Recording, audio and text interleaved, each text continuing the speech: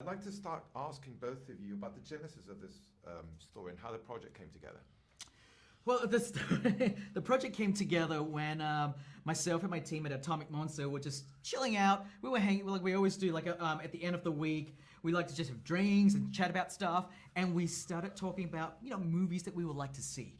And as always, our conversation in one way or another will end up talking about a killer doll movie, and really the seed of M3GAN really did come from that conversation, and we thought, wouldn't it be great to make a movie where it's Annabelle meets the Terminator, So like you start off with like this android doll that is there to kind of help you out, but because of her more zealot personality and nature of trying to protect the person that she's paired to, you start to see the darker side of her.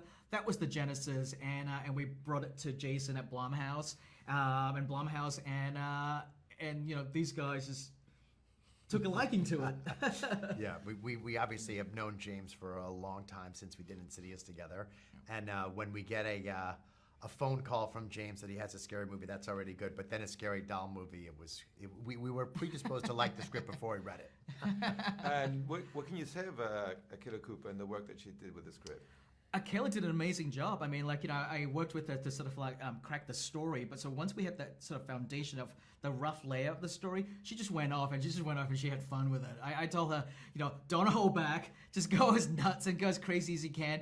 But just remember to make sure that the human aspect of it, the human relationship within the family dynamic is important. And I think, we can have all this crazy, scary thing happen, but the family stuff, the human aspect of it needs to work well for the horror to really play. And that's what Kayla is very great at doing.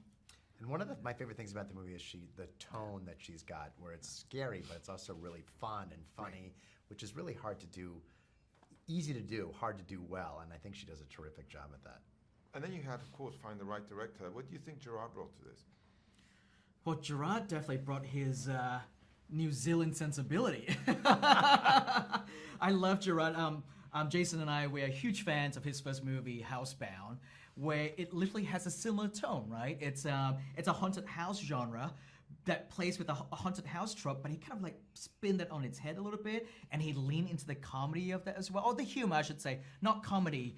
And that's what Gerard did so well with this is he was able to to not be afraid, to play the horror of M3GAN, to play the emotion of Caddy and her loss, and play into like Gemma's, sort of like trying to deal with her career, and then having to work with this, trying to be a mother at the same time to her niece, but at the same time, Gerard has to look at the whole picture and go, okay, this is all pretty absurd, so how can I find like the humor in this? And so Akela gave him basically the template for Gerard to kind of like run away with it. I think also he did something which was vitally important for the movie. It might sound obvious, but there are a lot of other directors might not have done the same thing. He was just singularly focused on M3GAN. Sometimes it was annoying because we were like, what about it is? But he was right. He was right. Obviously, the movie's called M3GAN. If M3GAN doesn't work, the movie doesn't work. And I think that focus on M3GAN really is one of the keys to the success of the movie. And we really have him to thank for that. Yeah. I could not agree with you more. And speaking of that, speaking of M3GAN, that kind of is the elephant in the room. How did you guys manage to do it? Because we've never seen anything like this before. Geez, we did a lot of tests at the beginning to see, try different methods and methodology to try and bring her to life. And it's a combination of just filmmaking tricks and methods to how to kind of bring her to life. One of the great thing about what Gerard did was just treating her like she's a human character, not just a doll, right? And he would photograph her, shoot her with all the sort of personalities that you would shoot with, with all the characteristics of how you would shoot a human actor with. And I think, treating her like she's a real thing helps. Yeah, and we wanted the audience to have, I think one of the things that's fun about it is the way that we created her is when you're watching her, your mind keeps tricking you into thinking that she's a real person, and then Yeah, you're right. reminded very specifically that she is not. And I think that's one of the fun things of the ride of the whole movie. Speaking of the real people, I thought Alison was brilliant as Gemma. What can you say about her? Well, I've known Allison for a long time. We were friends, and then she did get out, and so I got to know her through a professional lens. And she's a great actress. She's really passionate about acting and the craft of acting. She's also a great partner to us off screen. We have a great relationship like that. We offered her a bunch of movies after Get Out, and this is the first one she said yes to, and hopefully we'll make a lot more with her. But she's been a great partner to us. Yeah, no, she has a great range in the sense that she's playing a character who's so career driven, right? But at the same time, she has this sort of struggle and dig down to find the sort of the parental side of her, like the motherly side, to take care of this child that has just been dumped into her lap. And I think Allison is really good at sort of like walking that fine rope of like, oh, I gotta be strong here, but then I need to be soft. I need to be more compassionate with the little girl to try and break through to her. And Allison was very great at representing that.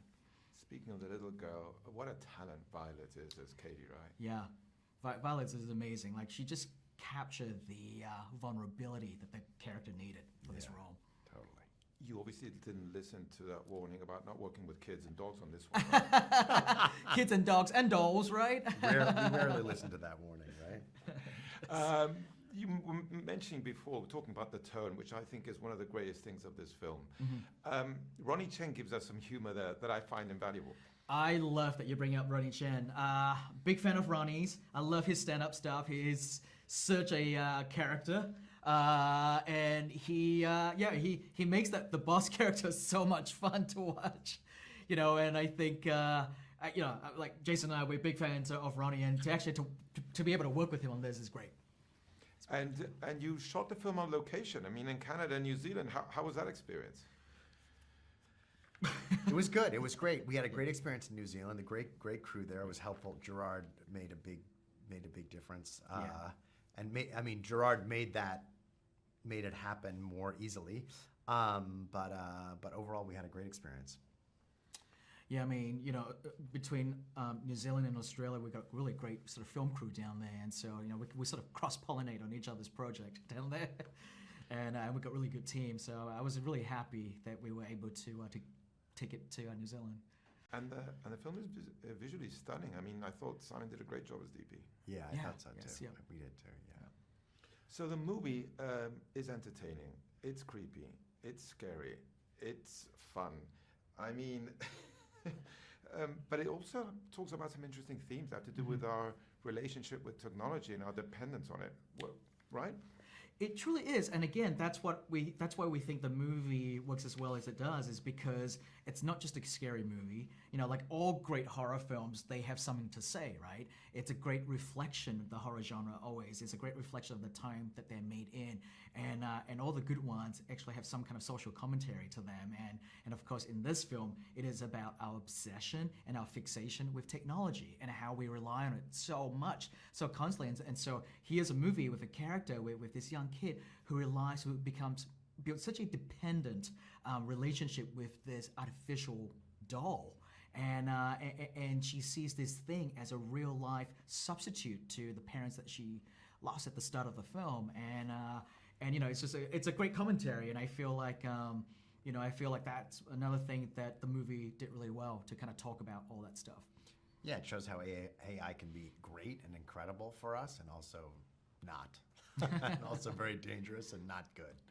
In that sense, how would you describe your own relationship with technology? I mean, are you technologically savvy people? I like to think that I am to some degree. I know I'm very dependent. I'm hooked on my phone and my computer and my iPads, so it's kind of hard to not be. I'm hooked on it too. I wish I was less hooked, but I'm pretty hooked. So here we have Atomic Monster and Blumhouse teaming up together. I think the fans are very excited about that. How did that all work out? Well, it worked out from when we first met and worked together through James directing the Insidious 1 and 2, and then producing and being very involved in all the movies going forward. Up to today, we're doing the fifth one. I remember when we actually, now people do this a lot, but you're like, we're calling it chapter, remember? We're Yes. calling it, Yes. And we've worked on we've developed various things over the years, but I've always been, I've always had a great experience working with James, and I've always wanted to formalize it in one way or another, and hopefully we're on the road to doing that. And I think it'll be great for the two companies, and particularly great for the fans.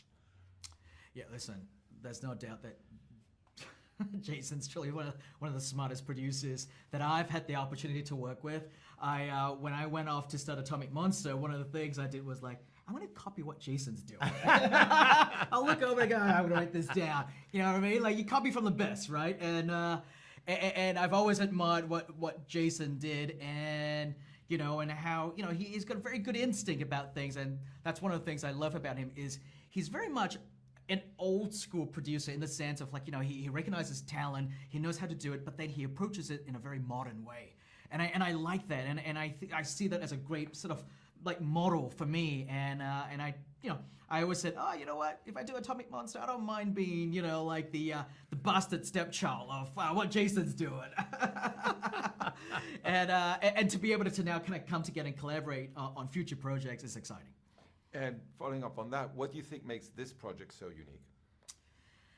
Well, I mean, I think this project, M3GAN, is a great representation of us working together.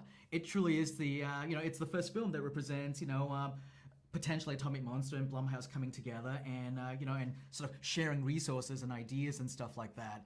I hope that they could be many more M3GANs. At least that's the hope. Yeah, but I also think that there definitely will be. Hopefully there'll be more M3GANs, but there's definitely going to be, we're working on one, but there's going to be more films about, especially horror movies about AI, and what I think is special about this movie is it's kind of the first one about AI today. There have been what AI was 15 and 20 and 30 years ago is not nearly as threatening as what it is today, and I think we'll see more movies like this, but what's special about this is it's the first one. Both of you are total giants in the genre. And the fact of the matter is that this is a genre that has fascinated viewers since the dawn of cinema. Yes. Dawn of storytelling. Absolutely. Yeah. And before that, the dawn of storytelling. Yeah. Why do you think we like to experience that communal sensation of going into a place, getting scared? And we've been doing it for centuries. Why is that? Well, my perspective is we love to go, to me, going to a horror movie or an action movie or any kind of movie that gets you to experience a whole bunch of different emotions is like a roller coaster ride. So you go into it, you see all this scary stuff, and it pushes you to the edge of sort of like mortality. It reminds you of all this other stuff. But then you're not actually in harm's way. You're sitting in a nice, comfy, dark room with the air conditioning on. You're eating your popcorn and drinks, right? But you let your imagination run wild. You get to go into the places that the filmmakers take you to, but you're still in the comfort of your own, like in the seat, right, in the theater, and you get to share that fun experience with the strangers in the room, and you guys are laughing together, screaming together. I think that's so much fun, and that's what makes roller coaster rides so fun, is because at the end of the day, it may be terrifying as you're going through it, but once the ride ends, you get up and you go back to the safety of your own home. Your life, yeah. I totally agree with everything James said. I think horror, in a certain way, it makes the world feel safer. Whether it's a movie or a book or whatever it is that you're reading or watching, these scary things happen to other people, not you, and you can close the book, you can walk out of the movie theater, you can completely control it, and somehow that helps us digest the real fears that are out there in the world. It's very strange. When the more chaotic the world is, the better horror often does, and I think it's a result of what we're both talking about. So just to wrap up and following up on what you were saying, Jason, what scares you in real life? The real world. The real world. I've always said everything in the real world. I always said Donald Trump. And he's still scary. He's still scary. He's this much less scary today, but he's still scary.